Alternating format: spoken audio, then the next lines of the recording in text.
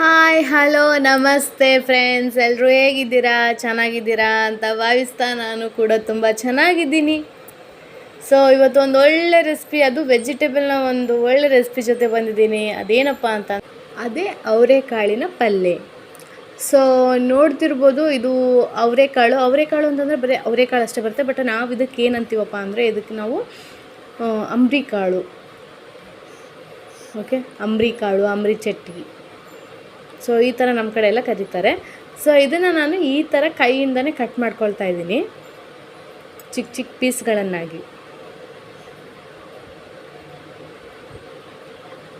ನೋಡಿದ್ರಲ್ವ, ಈ ಥರ. ಸೊ ಎಲ್ಲವುದನ್ನು ಕೂಡ ನಾನು ಕಟ್ ಮಾಡ್ತೀನಿ. ಸೊ ಕಟ್ ಮಾಡಿ ಇಟ್ಕೊಂಡಿದ್ದೀನಿ ಎಲ್ಲ ಕೂಡ. ಇದನ್ನು ಕೈಯಿಂದನೇ ಕಟ್ ಮಾಡಿದರೆ ಸಾಕು, ಇದೇನು ಚಾಕುವಿಂದ ಕಟ್ ಮಾಡಬೇಕು ಅಂತ ಏನೂ ಅವಶ್ಯಕತೆ ಇಲ್ಲ. ಸೊ ಇದನ್ನು ನಾವು ಚೆನ್ನಾಗಿ ತೊಳಿಬೇಕು, ಓಕೆನಾ. ನಾನು ಮುಂಚೆನೇ ಹೇಳಿದಾಗೆ, ಯಾವುದೇ ಒಂದು ಹೊರಗಿಂದ ತರುವ ಯಾವುದೇ ಒಂದು ವೆಜಿಟೇಬಲ್ ಆಗಿರ್ಬೋದು, ಫ್ರೂಟ್ಸ್ ಆಗಿರ್ಬೋದು, ಸೊಪ್ಪಾಗಿರ್ಬೋದು, ಮೊದಲು ನಾವು ನೀಟಾಗಿ ಮನೆಯಲ್ಲಿ ತೊಳೆದು ಯೂಸ್ ಮಾಡೋದೇ ಇಂಪಾರ್ಟೆಂಟ್ ಆಗಿರುತ್ತೆ. ತೊಳೆದೇ ಯೂಸ್ ಮಾಡೋದು ಬೇಡ.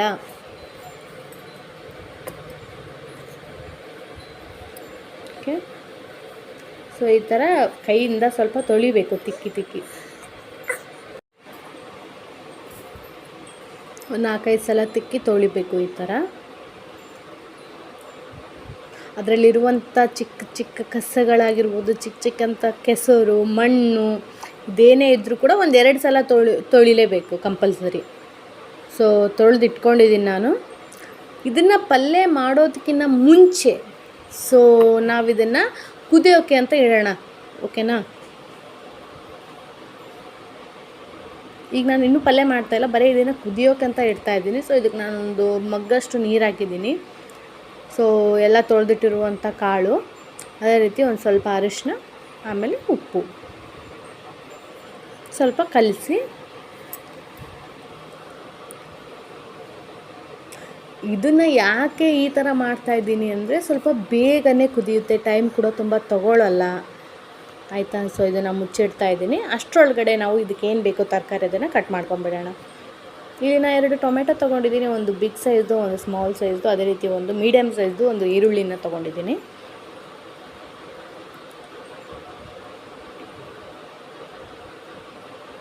ಸೊ ಇದನ್ನು ಕೂಡ, ಟೊಮೆಟೊ ಆ್ಯಂಡ್ ಈರುಳ್ಳಿನೂ ಕೂಡ ಚೆನ್ನಾಗಿ ತೊಳಿಬೇಕು.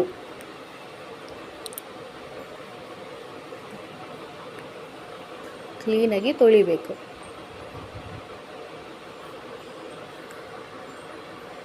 ಓಕೆನಾ.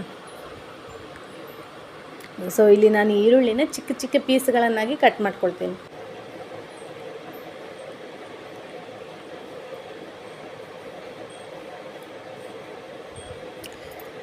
ಇದನ್ನು ಯಾಕೆ ನಾನು ಮುಂಚಿತವಾಗಿಯೇ ಕುದಿಯೋಕೆ ಇಡ್ತಾ ಇದ್ದೀನಿ ಅಪ್ಪ ಅಂತ ಅಂದರೆ, ಲೈಕ್ ಸ್ವಲ್ಪ ಬೇಗನೆ ಕುದಿಯುತ್ತೆ. ನಾವೆಲ್ಲ ಆಮೇಲೆ ತರಕಾರಿ ಎಲ್ಲ ಹಾಕಿ ಕುದಿಸೋ ಟೈಮಲ್ಲಿ ತುಂಬ ಟೈಮ್ ಹಿಡಿಯೋದಿಲ್ಲ, ಆಯಿತಾ. ಕ್ವಿಕ್ಕಾಗಿ ಆಗಿಬಿಡುತ್ತೆ ಪಲ್ಯ.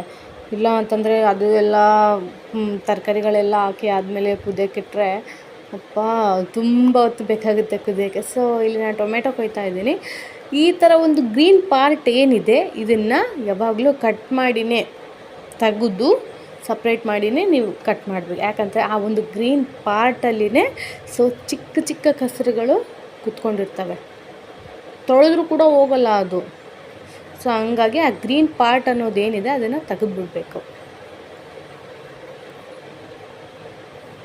ಸೊ ಈ ಥರ ನಾನು ಟೊಮೆಟೊನ ಚಿಕ್ಕ ಚಿಕ್ಕ ಪೀಸ್ಗಳನ್ನಾಗಿ ಕಟ್ ಮಾಡ್ಕೊಂಡಿದ್ದೀನಿ. ಸೊ ಕುದಿಯೋಕ್ಕಿಟ್ಟಿರುವಂಥ ಕಾಳು ನೋಡೋಣ ಏನಾಗಿದೆ ಅಂತ. ಕುದೀತಾ ಇದೆ. ಬರೀ ನೋಡಿದ್ರೂ ಕೂಡ ಕೆಲವೊಂದು ಟೈಮ್ ಗೊತ್ತಾಗಲ್ಲ. ಸೊ ಇದು ನೀನು ಕಂಪಲ್ಸರಾಗಿ ಗೊತ್ತಾಗಬೇಕು ಅಂತ ಅಂದರೆ ಈ ಥರ ಪ್ರೆಸ್ ಮಾಡಿ ನೋಡಬೇಕು ಒಂದು ಕಾಳನ್ನ.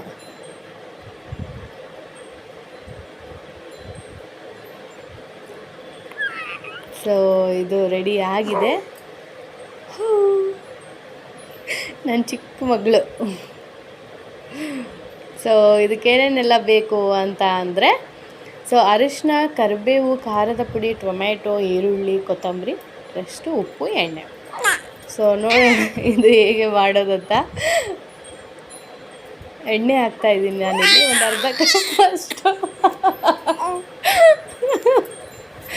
ನೆಕ್ಸ್ಟ್ ನಾನಿಲ್ಲಿ ಈರುಳ್ಳಿ ಹಾಕ್ತಾಯಿದ್ದೀನಿ.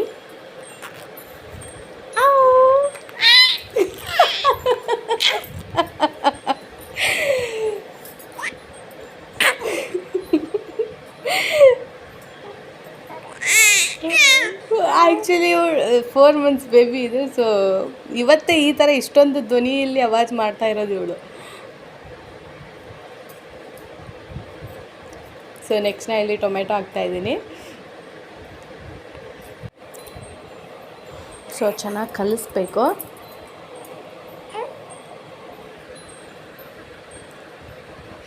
ಸೊ ಇದಕ್ಕೆ ನಾವೀಗ ಉಪ್ಪು ಹಾಕ್ತೀವಲ್ವ, ಸ್ವಲ್ಪ ಹಾಕ್ಬೇಕು. ಯಾಕಂದರೆ ಅಲ್ಲಿ ಮುಂಚೆನೇ ಕಾಳು ಕುದಿಯೋ ಟೈಮಲ್ಲಿ ಹಾಕಿರ್ತೀವಿ. ಸೊ ಅರಶಿನ ಕೂಡ ಒಂದು ಸ್ವಲ್ಪ ಹಾಕಬೇಕು. ಅದೇ ರೀತಿ 1-1.5 ಸ್ಪೂನಷ್ಟು ಖಾರ ಪುಡಿ ಹಾಕಿದ್ದೀನಿ. ಸೊ ಚೆನ್ನಾಗಿ ಕಲಿಸ್ಬೇಕು ಇದನ್ನು.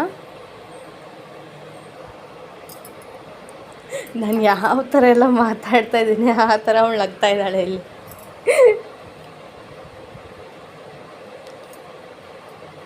ಸೊ ಈ ಥರ ನಾವು ಕಲಿಸ್ಬೇಕು. ಇದಕ್ಕೆ ನಾನು ಕುದಿಯೋಕ್ಕಿಟ್ಟಿರುವಂಥ ಕಾಳಿನ ನೀರೇನಿರುತ್ತೆ ಅದನ್ನು ಇಲ್ಲಿ ನಾನು 2 ಸಾಂಬಾರು ಸ್ಪೂನಷ್ಟು ಹಾಕ್ತಾಯಿದ್ದೀನಿ. ಬೇರೆ ಸಪ್ರೇಟ್ ನೀರು ಹಾಕೋಕ್ಕಿಂತ ಅದೇ ನೀರು ಹಾಕಿದರೂ ಕೂಡ ಬೆಟರು. ಸೊ ನಿಮ್ಮ ಇಷ್ಟ, ಆಪ್ಷನಲ್, ನೀವು ಬೇರೆ ನೀರು ಕೂಡ ಹಾಕ್ಬೋದು.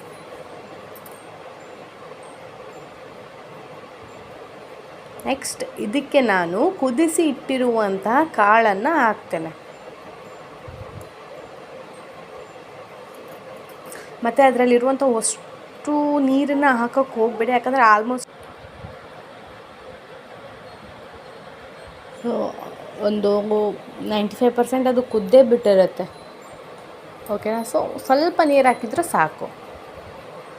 ಇದಕ್ಕೆ ನಾನು ಅಷ್ಟು ಕಾಳನ್ನು ಇದಕ್ಕೆ ಹಾಕ್ತಾಯಿದ್ದೀನಿ. ಈ ಥರ ಹೋಲಿರುವಂಥ ಚಮಚನ ನೀವೇನಾದರೂ ಯೂಸ್ ಮಾಡಿದರೆ ಲೈಕ್ ತುಂಬ ಈಸಿ ಆಗುತ್ತೆ. ಎಲ್ಲ ಕಾಳುಗಳು ಆರಾಮಾಗಿ ಬರುತ್ತೆ. ಸೊ ಚೆನ್ನಾಗಿ ಕಲಿಸ್ಬೇಕು ಈ ಥರ.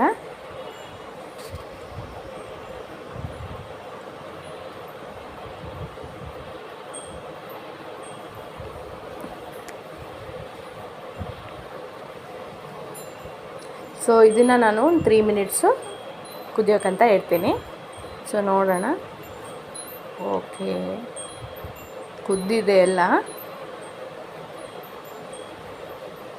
ನೋಡ್ಬೋದು.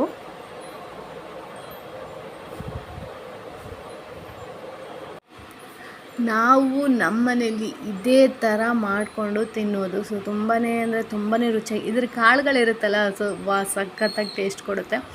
ಸೊ ನೋಡಿದ್ರಲ್ವ ಯಾವ ಥರ ಈಸಿಯಾಗಿ ನಾನು ಅವರೆಕಾಳಿನ ಪಲ್ಯವನ್ನು ಮಾಡಿದೆ ಅಂತ. ನೀವು ಕೂಡ ಮಾಡಿ. ಅದೇ ರೀತಿ ಮಾಡಿರೋದನ್ನು ಬರೀ ಹೇಳೋದಲ್ಲ, ಸೊ ನಾನು ತಿಂದು ಕೂಡ ಟೇಸ್ಟ್ ಮಾಡಿ ಹೇಳ್ತೀನಿ ನಿಮಗೆ.